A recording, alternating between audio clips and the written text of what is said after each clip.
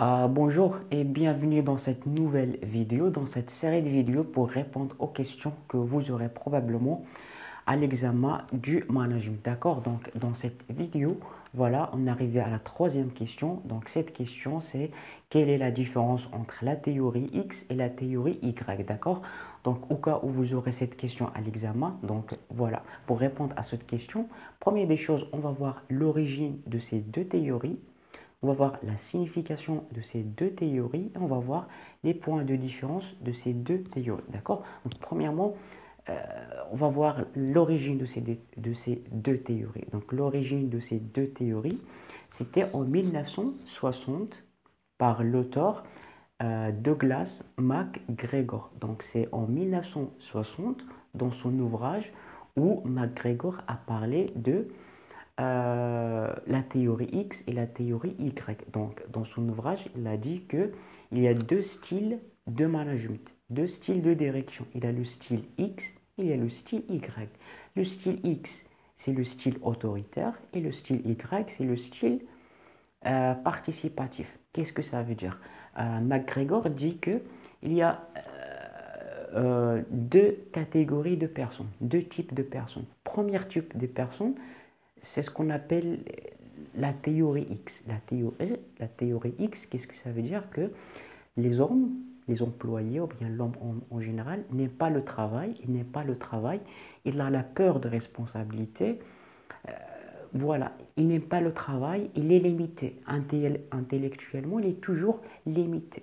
D'accord? Dans ce cas-là, quel est le style de direction, quel est le style de management qui convient à ce type de personne? C'est le style X, c'est-à-dire il faut être autoritaire, il faut être rigide, il faut être strict, il faut toujours donner des ordres, faire le contrôle, et au cas où cette personne n'a pas fait une tâche, on sanctionne.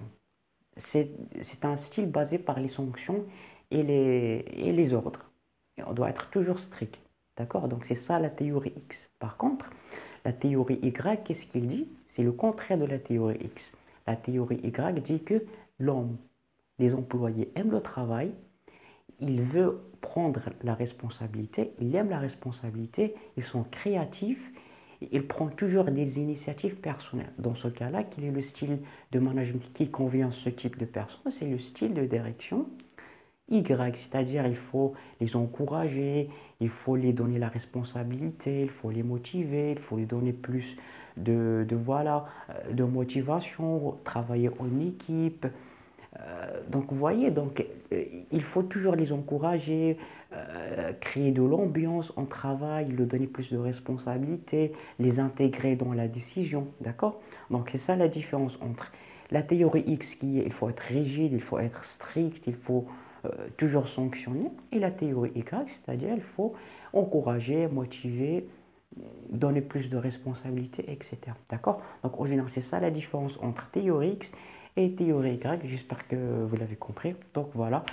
Euh, Si vous avez encore une fois des difficultés à comprendre la manière dont moi je vous explique en français, le lien dans la description du méthode qui vous permet de parler français couramment en seulement 30 jours. Allez, je vous dis bon courage et à la prochaine vidéo.